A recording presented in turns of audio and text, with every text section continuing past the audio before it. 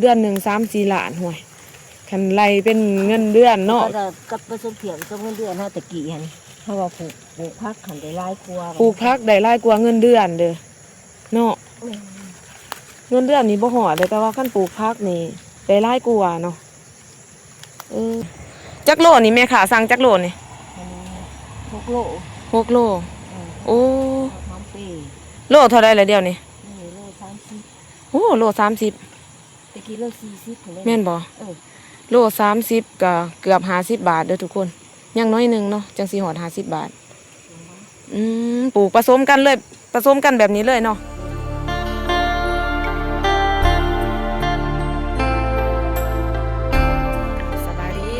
ส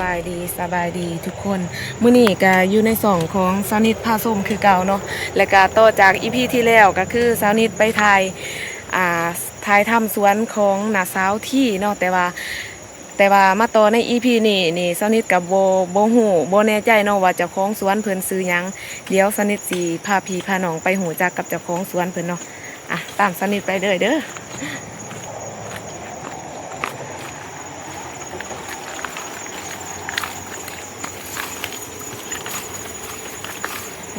แบบแหลกเนาะโอ้สวนหอมเปรย์ทุกคนหอมเปรย์กับหอมบัวเนาะป้าทุกงามอีหลีทุกคนเจ้าของสวนเพิ่นก็ยังกลมๆเงยๆทั้งนั้นเนาะเดี๋ยวสนิทสีพาไปหาเจ้าของสวนเพิ่นเนาะไปสัมผัสพูดคุยกับเพิ่นว่าเพิ่นปลูกอีหยังแน่ป้าผักเพิ่นงามอีหลีทุกคน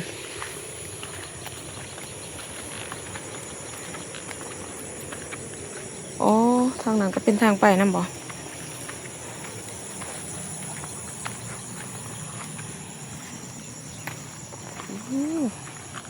หลายขนาด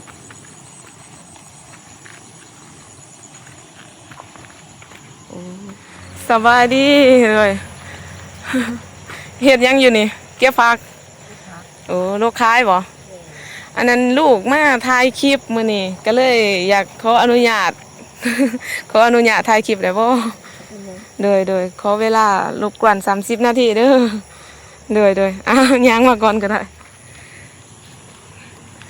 ลูกค้ายเนาะโอ้ผักหอมบัวต้าจะแม่นงามจักโลนี่แม่ขาสั่งจักโลนี่6 โล6 โลโอ้หอมปีโลเท่าใดละเดี๋ยวนี้โล30โอ้โล30ตะกี้โล40พุ่นเลยแม่นบ่โล30ก็เกือบ50 บาทเด้อทุกคนยังน้อยนึงเนาะจังสิฮอด50 บาทปลูกผสมกันเลยผสมกันแบบนี้เลยเนาะโอ้เท่านั้นก็สวนเฮาปลูกแต่ผักบัวเนาะมันจะบ่งามมันบ่สูงนะเวลามันสูงเลยเว้ยเฮาจังปาให้มันเป็นตามธรรมชาติของมันแต่ทำอิฐเฮาปลูกทำอิฐเฮาจะต้องเอาผักกาดใส่น้ำเพื่อว่าให้มันสูงเบาในนั้นซะเขาเคยเห็นแนวนั้นยังค่าบ่นี่แม่ยังค่าลกพักบ่หรือพักนี่โดยเดี๋ยวอันนั้นลกน้ำเบาน้ำก็ได้ ยันอันนั้นยันศีรษะแม่นะก็ว่าโดยขออนุญาตเด้อขอถามซื้อเสียงเฮียงน้ำแม่หน่อยเนาะแม่ซื้อยังเด้ซื้อเพชรสมรปัจจุบันนี่อยู่บ้านนี่เลยบ่แม่มันอยู่บ้านโม่นี่โอ้พี่กัดตั้งอยู่ที่บ้านโม่เด้อทุกคนบ้านโม่เมืองละม่ำแขวงเซกองเนาะสปปลาวใต้เด้อทุกคนเพิ่นก็ยังโลกพักอยู่เนาะขายส่งตลาดบ้านเฮานี่บ่แม่เอาไปส่งเองบ่หรือว่าเขามาหับแม่ไปส่งอ๋อไปส่งเขาเนาะพักก็มีตัวอย่างนี่แหละอันนั้นรวมมิตรเด้พักรวมมิตร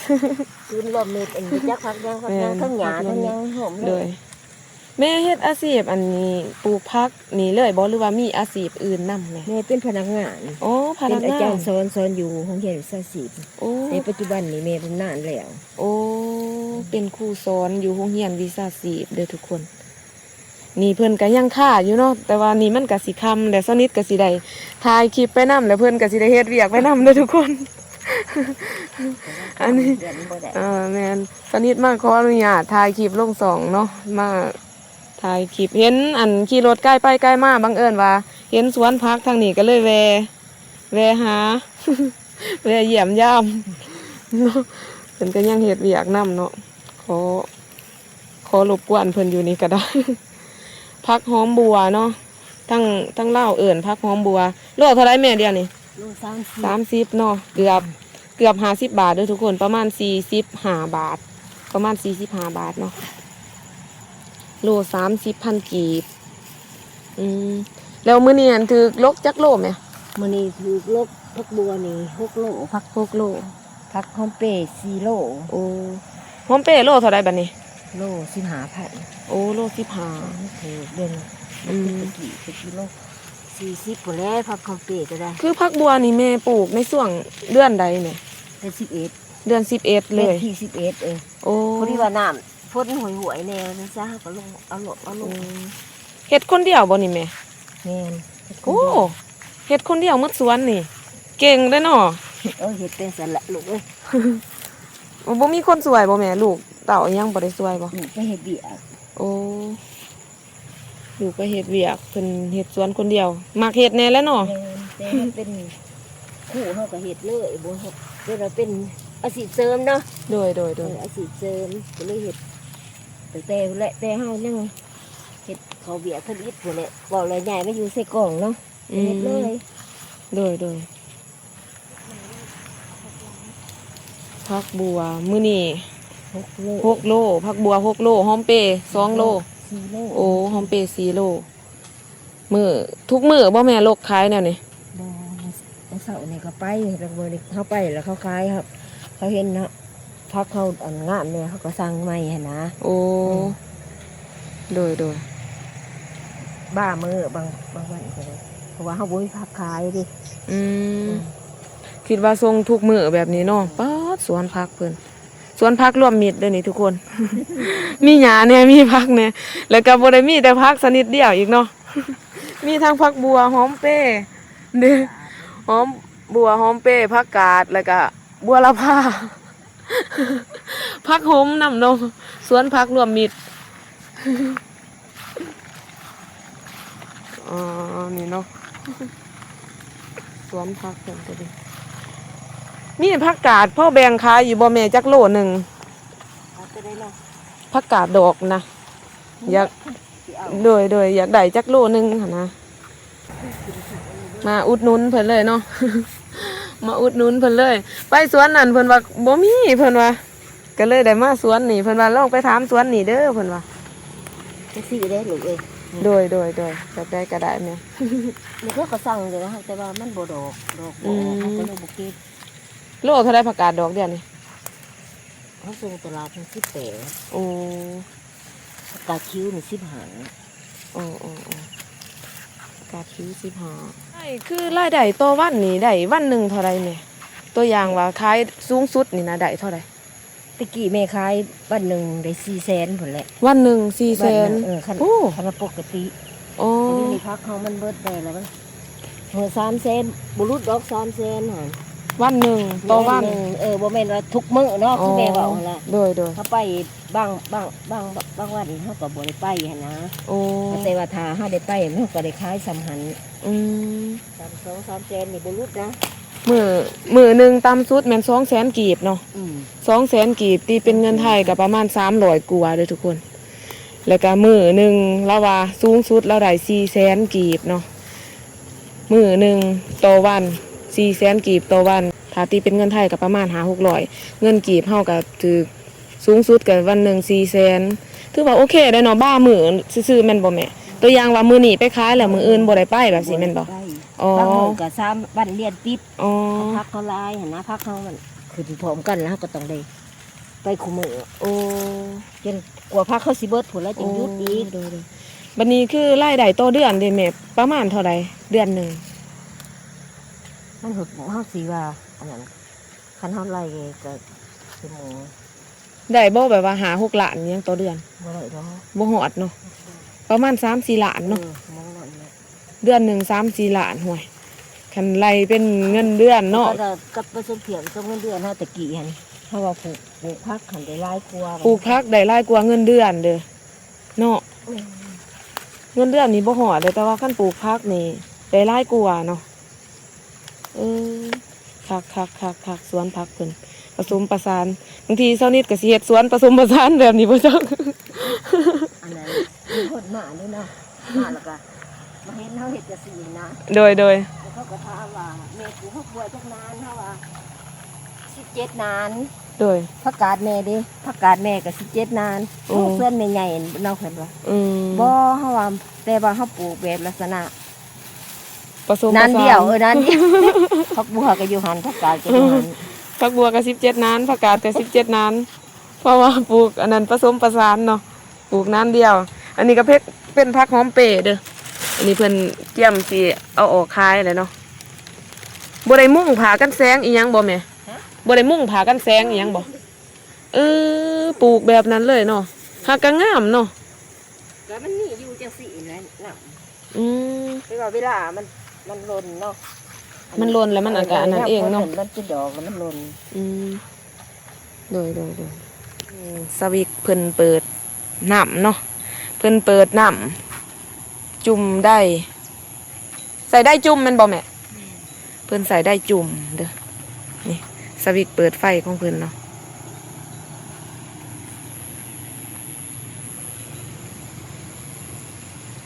น้ำห้วย สวนโรงเรียนเทคนิควิชาชีพแบบผสมแขวงเซกองเด้อทุกคนนี่ก็สนิทก็มีโอกาสดีๆได้มาอยู่กับครูอาจารย์เพิ่นเนาะ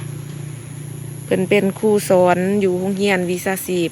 เทคนิคแบบผสมแขวงเซกองเนาะโรงเรียนนี้เพิ่นก็สิ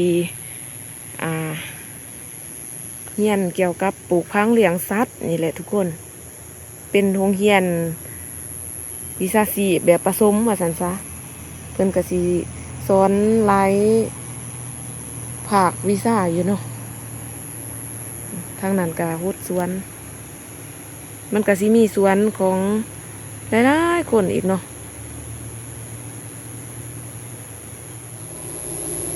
แม่เพิ่นกำลังลกพักให้สนิทเนาะสนิทสิเอา20,000 กีบทุกคนตีเป็นเงินไทยก็ประมาณ30 บาทเนาะเพิ่นกำลังลกผักกาดให้สนิทก็มีโอกาสดีๆได้มาขอถ่ายคลิปไทยอันนั้นเพิ่นเนาะ อยู่สวนพักแห่งนี้ จะแม่นเพิ่นดูทุกคนเห็ดหลายนี่สวนพักเพิ่นแบบใหญ่ขนาดเลยเทิงใหญ่เทิงงามอีกโอ้เสียงหน่อยแบบนี้โอ้กระถาดเนาะ ถือแบบพวกผ้าแบบง่ายๆเลย เอ้าแล้วเผื่อหมูก็มาสื่ออยู่ในนี้ โอ้เผื่อหมูมาสื่อเนาะเพิ่นว่าเนาะก็พอได้ขายไปเนาะแม่เนาะอืม เผื่อก็มาสื่ออยู่สวนเท่ากับคายแล้วก็ติดให้เลย โอ้นี่เนาะนี่ว่า20,000 นี่ โอ้นี่เลยทุกคน20,000 กีบได้2 ทงเนาะ ตลาด กิโลหนึ่ง18,000 กีบแม่นอยู่ตลาดเท่านี้บ่ได้เลยทุกคน แต่ว่าอันนี้เพิ่นขายส่งเนาะเพิ่นขายส่งก็เลยว่าได้หลายถือว่าหลายเลยทุกคน2 ทงแบบใหญ่เบ้อเร่อแบบนี้เลยเนาะสนิทก็สิซื้อเมื่อไว้มักกินแกงผัก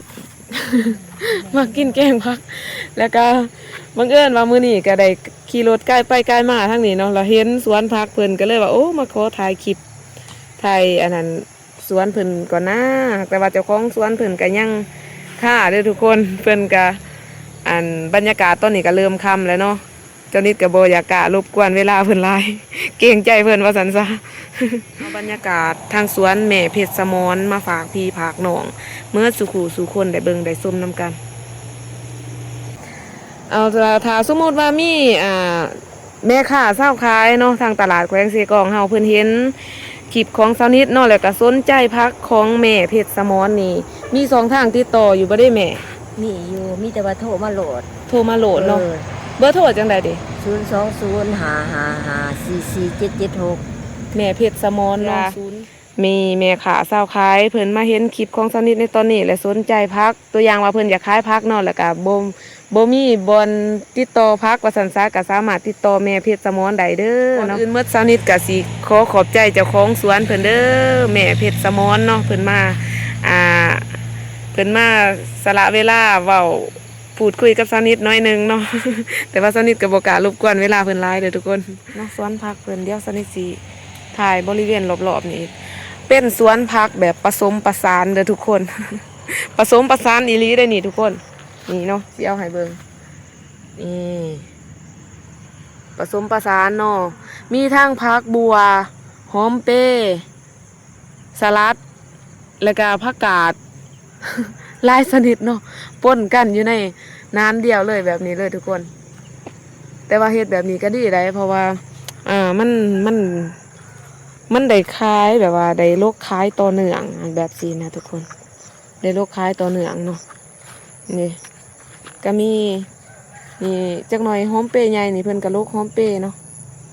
นี่จังได๋ผักกาดใหญ่ก็ลูกผักกาดออกแล้วก็ผักบัวคักเพิ่นเฮ็ดแบบนี้คักใส่น้ำอันนี้ฮดเอาเนาะน้ำใส่น้ำนี่แหละทุกคนน้ำหวยโทนแบบนี้เนาะฮดเอาเดี๋ยวสนิทสิไปถ่ายแต่ละมุมให้ทุกคนได้เบิ่งได้ชมน้ำกันอีกเนาะ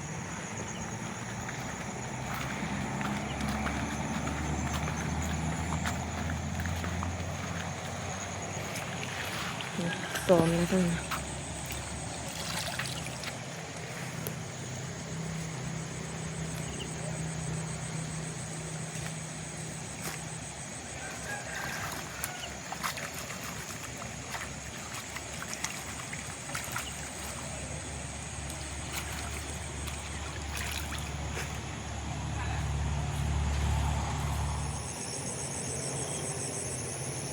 งามอีหลีทุกคน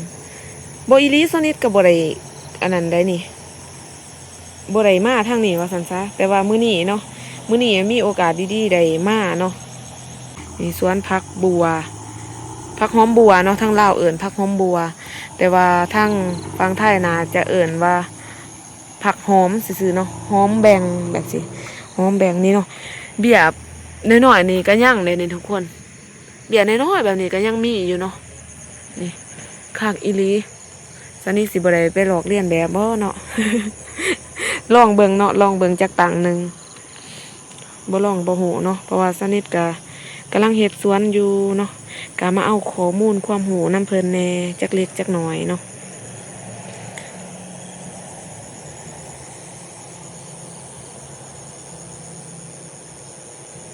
นี่เนาะ